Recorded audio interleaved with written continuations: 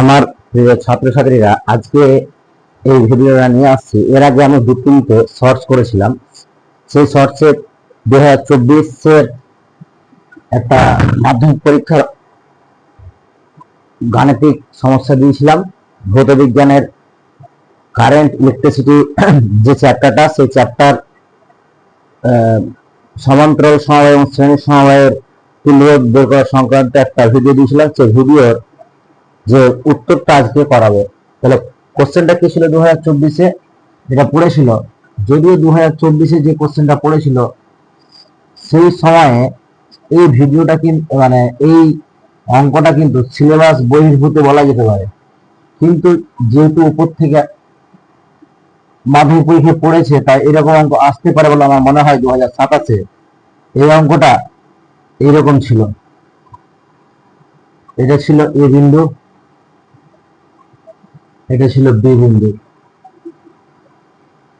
এরকম কোশ্চেন ছিল যে এ এবং বি বিন্দুর মধ্যে তুল্যরোধ নির্ণয় করো।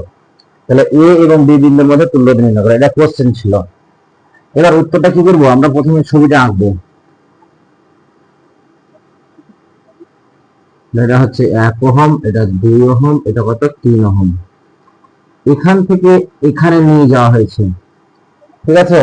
দেখো এই বিন্দুটা হচ্ছে এ, এখান থেকে এখানে নিয়ে আসা হয়েছে।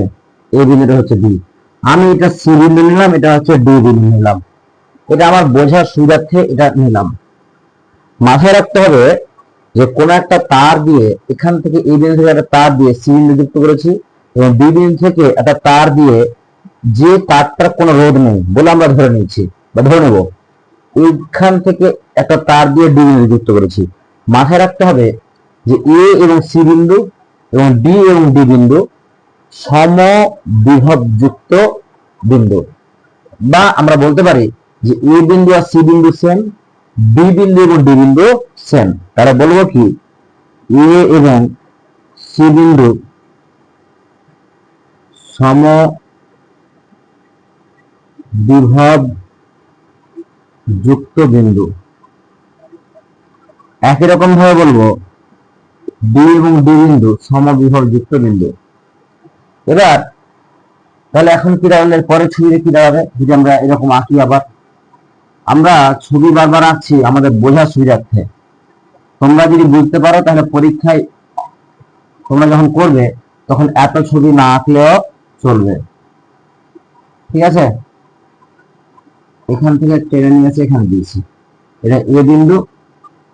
দেখো তাহলে এ বিন্দুর বিভব যদি আমি ভি এ ধরি, তাহলে এই যে সি বিন্দুর বিভব কি দাঁড়াবে ভি এ। বি বিন্দুর বিভব যদি আমরা ভি বি ধরি, তাহলে এই যে ডি বিন্দুর বিভব কত দাঁড়াবে ভি বি।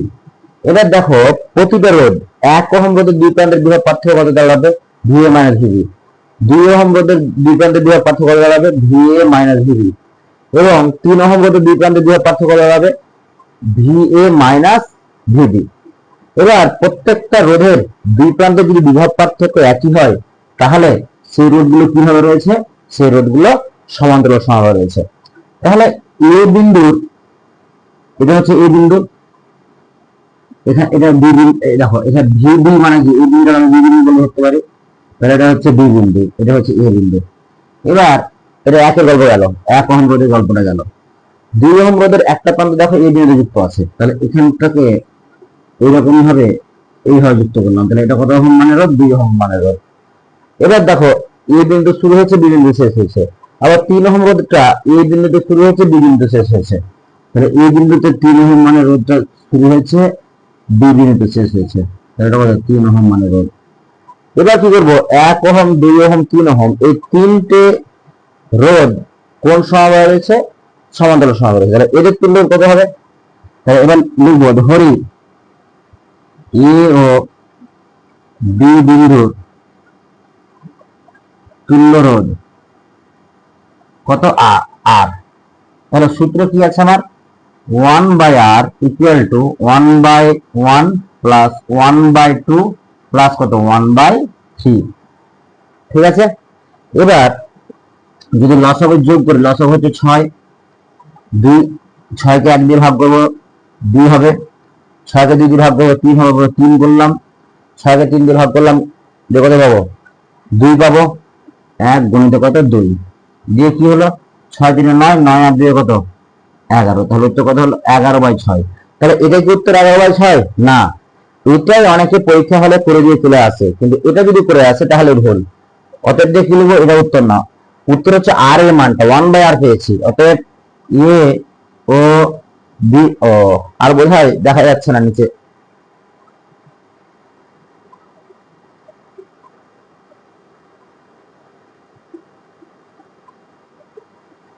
তাহলে কি লিখবো? এ ও বি বিন্দুর মধ্যে মধ্যে তুল্য রোধ সমান কত? 6/11 ওহম। কেমন? এটা হলো, এটা পড়েছে মাধ্যমিক 2024 আমাদের স্কুলে বিকাশ মিশনে ধ্রুবদের ব্যাচ, ধ্রুবরা যে ব্যাচে মাধ্যমিক দিয়েছে সেই ব্যাচে। যদিও এই অঙ্কটা সেই সময়ের মাধ্যমিকের যে প্রশ্নবিচিত্রা বই বেরিয়েছিল, সেই প্রশ্নবিচিত্রা বইয়ে এই অঙ্কটা মডেলে ছিল। বর্তমানে এই অঙ্কটা প্রশ্নবিচিত্রা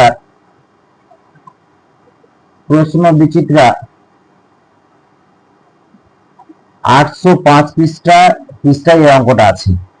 ঠিক আছে, 805 পৃষ্ঠায় এই অঙ্কটা আছে, তোমরা একটু দেখে নেবা। এবার ওই প্রশ্নবিচিত্রায় কোন একটা মডেলে একটা আরেকটা অঙ্ক আছে, এই সমবিভাবের কনসেপ্ট দিয়ে সেই অঙ্কটা তোমরা করবে। তাহলে এ আর বি বিন্দুর তুল্য কত দাঁড়ালো? 6/11। এরপরে আমরা যে ভিডিওগুলো নিয়ে আসবো, সেই ভিডিওগুলোর মূল উদ্দেশ্য হবে এরকম যে আমরা থিওরি ভিত্তিক পড়াবো, মানে প্রত্যেকটা এক একটা থিওরি পড়াবো, তারপরে অঙ্ক দিব। আজকে হঠাৎ এর আগে সবগুলো সমাধান করব ভেবে আমি আজকে প্রথম থেকেই সমস্যা নিয়ে করাচ্ছি। এইভাবে প্রথমেই সমস্যা নিয়ে আর পরে আর ভিডিও হবে না। আগে প্রত্যেকটা থিওরি ধরে ধরে করাবো, তারপরে তার সমস্যা হবে বা বিভিন্ন ধরনের নিউমেরিক্যাল হবে বা গাণিতিক উদাহরণগুলো হবে। তো এটার পরে আরো দুটো শর্টস ছিল, ওই শর্টস আরো দুটো অঙ্ক ছিল, ওই অঙ্কগুলো সমাধান করছি। তোমরা একটু টুকে নাও, পরপর এইভাবে ছবি দিয়ে যদি তোমরা আঁকো তাহলে তোমাদের সুবিধা হবে, এবং স্যার যে স্যার খারাপ দেখবেন ওনারও সুবিধা হবে বুঝতে, এবং তুমি সম্পূর্ণ নাম্বারটা পাবে। ঠিক আছে? অনেকে বলে স্যার ছবি না দিলে কি হতো? স্যার ছবি না দিলে হবে কি, তোমাদেরই বুঝতে অসুবিধা হবে। এই জন্য বারবার আমি ছবি এঁকে করছি। কেমন?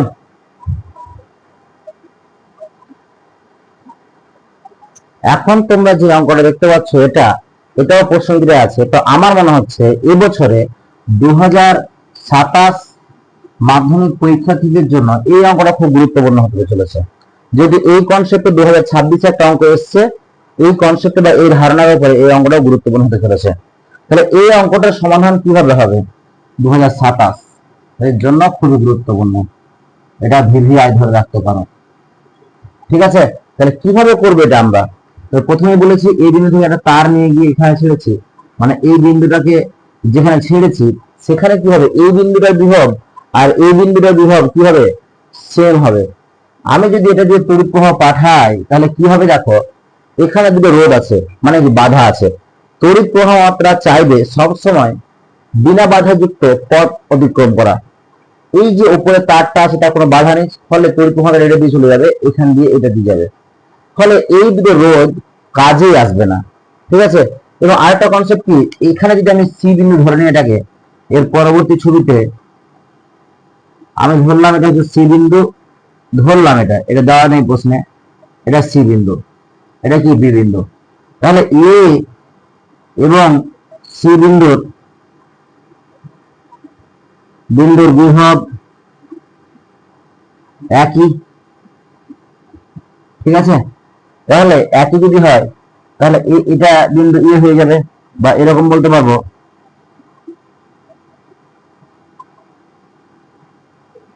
এটা। তাহলে এ বিন্দু বিভব যদি ভি এ হয় তাহলে সি বিন্দুর বিভব কত হবে? V A.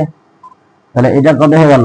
এটাও হয়ে গেল ভি এ বিন্দুর বিভব যদি ভি হয়, তাহলে এইভাবে যে যুক্ত আছে এখানে, তাহলে এই সি বিন্দুটা অ্যাকচুয়ালি কি হয়ে গেল? এ বিন্দু। এটা 9 ওহম, এটাও কত? 9 ওহম। তাহলে এ এবং বি বিন্দুর মধ্যে একটা রোধ পড়ে থাকছে, সেটা কত? 9 ওহমের রোধটা পড়ে থাকছে। তাহলে কি দাঁড়াচ্ছে? এ ও বি বিন্দুর তুল্য রোধ কত? 9 ওহম। অনেকে ভাববে কি যে এই দুটোকে সিরিজে করি, তারপরে এটাকে সমান্তরাল করি, এগুলো কোনো কিছু দরকার নেই। সোজা কথা, আমার কথা হচ্ছে তড়িৎ প্রবাহটা, তো ওটা তড়িৎ প্রবাহের কথা বাদ দাও। তুমি যদি তোমার পথে দেখো যে পথ দিয়ে তুমি যাচ্ছ, সামনে 10-15টা গাড়ি লেগে আছে, জ্যাম্প আছে, পাশ দিয়ে আবার একটা গাড়ি আছে, গাড়ির একটা রাস্তা আছে যেটা ফাঁকা রাস্তা। তুমি কি করবে? ফাঁকা রাস্তা অবলম্বন করবে, যে যেখানে গাড়ির ভিড় শেষ হচ্ছে সেখানে যাবে। তো এখানে দুটো গাড়ি আছে, ঠিক আছে, এই দুটো গাড়ি মানে ভিড় আছে, এখানে জ্যাম্প আছে এই জায়গাটায়। তো তড়িৎ প্রবাহটা কি করবে? এটা দিয়ে গিয়ে এখান দিয়ে গিয়ে এখানে আসবে, তারপরে এদিকে যাবে। এখানে আসার পর আর তো পথ নেই যে পিছন দিকে আসবে, কারণ তার গন্তব্য স্থান হচ্ছে বি, মানে নিম্ন বিভাবে আছে এটা, আমি ধরে নিই গন্তব্য স্থান হচ্ছে বি, তাহলে সেটা পিছন দিকে যাবে না। এখান থেকে তড়িৎ প্রবাহটা কি করবে? এখান থেকে গিয়ে তড়িৎ প্রবাহটা এদিকে যাবে। অর্থাৎ আমরা যদি ধরে মানে এই কনসেপ্টটা করা যাচ্ছে যে এ বিন্দু এবং সি বিন্দু সমবিভব, তাহলে সি বিন্দুর বিভব হচ্ছে ভিএ, আর বি বিন্দু তাহলে তুল্য এ এবং বি বিন্দুর মধ্যে তুল্য শুধুমাত্র 9 ওহম দাঁড়াবে, কারণ এই রোধ দুটো কোন রকম কাজে আসবে না। আর আমরা যদি এভাবে ধরি তড়িৎ প্রবাহটা ধরে, এর মধ্যে দিয়ে তড়িৎ প্রবাহটা যাবে না, এটা দিয়ে গিয়ে তড়িৎ প্রবাহটা এখানে এলো, তারপর এখান দিয়ে এই দিকে চলে গেল, এই বিন্দু থেকে এই দিকে চলে গেল। তার মানেটা কি? তার মানেটা হচ্ছে এই একটা বিন্দু যদি এ হয় আর এই যদি বিন্দু বি হয়, তাহলে এ এবং বি বিন্দুর মধ্যে তুল্য রোধ হচ্ছে কত? 9 ওহম। কেমন? তাহলে এটা হয়ে গেল। আর একটা বোধহয় অঙ্ক দিয়েছিলাম, ওই অঙ্কটা তোমরা চেষ্টা করবে, যেহেতু এই কনসেপ্টে অঙ্ক করালাম।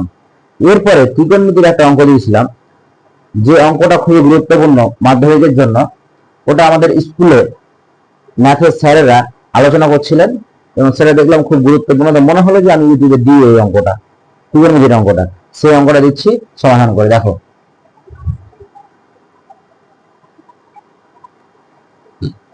দেখো অঙ্কটা কি ছিল। অঙ্কটা এরকম ছিল, sin square 20 degree plus cos to the power 4 20 degree by কত, বাই হচ্ছে sin to the power 20 degree plus কত, প্লাস cos স্কয়ার কত 20 ডিগ্রি। এরকম অঙ্কগুলো ছিল। এবার কি করবো? এরকম অঙ্ক যেহেতু ছিল, এই অঙ্কটা ছিল, বলছে এই অঙ্কটার মান কত। আমি অপশন দিয়েছিলাম অনেকগুলো। এবার কি হয় দেখো, আমার কাজ কি? আমার কাজ হচ্ছে জিনিসগুলোকে একই রকম করা। তার জন্য আমি কি করবো দেখো, ফার্স্ট অফ অল আমরা এখানে সাইন স্কয়ার, যেটা সাইন স্কয়ারটাকে কস স্কয়ার করবো, আর এখানে যেটা কস স্কয়ার এটাকে সাইন স্কয়ার করবো। কিভাবে করবো? আমরা জানি কি sine square theta plus cos square theta সমান কত? 1। তাহলে এটাকে কি করলাম? 1 মাইনাস এইদিকে দেখো কস স্কয়ার থিটা প্লাস কত, cos to the power 4 theta, না সরি 20 ডিগ্রি। আমি থিটা ধরে অঙ্কটা সমাধান করেছিলাম। এটা কত? 20 ডিগ্রি বাই নিচে কত, sin to the power 4 20 degree plus এখানে কত, cos স্কয়ার থিটা মানে কি লিখতে পারবো? 1 মাইনাস sin স্কয়ার 20 ডিগ্রি। এর পরের অংশটুকু আমরা কি করবো দেখো, এই দেখো cos স্কয়ার 20, এখানে cos square 20, cos to the power 4, এটা 1 থাকলো, মাইনাস cos স্কয়ার কমন নিয়ে নেবো, cos স্কয়ার কত 20 ডিগ্রি, কি করে থাকলো 1 মাইনাস cos স্কয়ার 20 ডিগ্রি। এখানে কি করবো, 1 থাকলে এবার দেখো মাইনাস sin স্কয়ার 20 ডিগ্রি প্লাস sin টু দি পাওয়ার কত 4 20 ডিগ্রি। এবার এক কাজ করো, 1 মাইনাস cos স্কয়ার কত 20 degree, 1 minus cos square 20 degree, 1 minus cos square 20 মানে কত, এটা sin স্কয়ার 20 ডিগ্রি, ঠিক আছে। আর নিচে কত 1, এখানে মাইনাস, এখানে প্লাস আছে, মাইনাস কমন নিলাম, minus sin square 20 degree common নিলাম, তাহলে কি পড়ে থাকলো 1 মাইনাস আবার sin স্কয়ার 20 ডিগ্রি পড়ে থাকলো, দিয়ে কি হলো 1 minus sin square 20 degree into কত, sin square 20 degree into cos square 20 degree. নিচে 1 মাইনাস এটা কি পড়ে থাকলো সাইন স্কোয়ার 20 ডিগ্রি, আর 1 মাইনাস সাইন স্কোয়ার 20 মানে কত, এটা মানে হচ্ছে কস স্কোয়ার 20 ডিগ্রি। উত্তরটা কত হলো, উত্তরটা উপর নিচ সবই একই রকম হয়ে গেল, দিয়ে উত্তরটা কত হলো 1। ঠিক আছে, তাহলে এটাও ভেরি ভেরি ইম্পর্টেন্ট আছে 2027 জন্য। কয়েক বছর থেকে ভৌত বিজ্ঞানের থেকে কিন্তু ম্যাথ কোশ্চেনে বেশি ঘোরাচ্ছে। ভৌত বিজ্ঞানে যেমন 2-1টা কোশ্চেন ঘোরাচ্ছে, একটু টাফ অঙ্ক দিচ্ছে। 2026-25 এই দুটো সালে অঙ্কের কোশ্চেন যথেষ্ট কঠিন হয়েছে একটু, হ্যাঁ যথেষ্ট কঠিন বলা যেতে পারে। অতএব তোমরা বুঝে অঙ্ক করবে এবং চেষ্টা করো অজানা অঙ্ক করে নেওয়ার একটা ক্যাপাবিলিটি বা ক্ষমতা তৈরি করো। ঠিক আছে, আজকের মতো এটুকুই ভিডিও শেষ। যদি তোমাদের ভালো লাগে তাহলে সাবস্ক্রাইব করবে, আর যদি তোমাদের মনে হয় যে এই ভিডিওটা তোমাদের উপকারে আসবে বা তোমার বন্ধুদের উপকারে আসবে তাহলে তাদের সঙ্গে শেয়ার করবে। এই বলে ভিডিও শেষ করছি, ধন্যবাদ।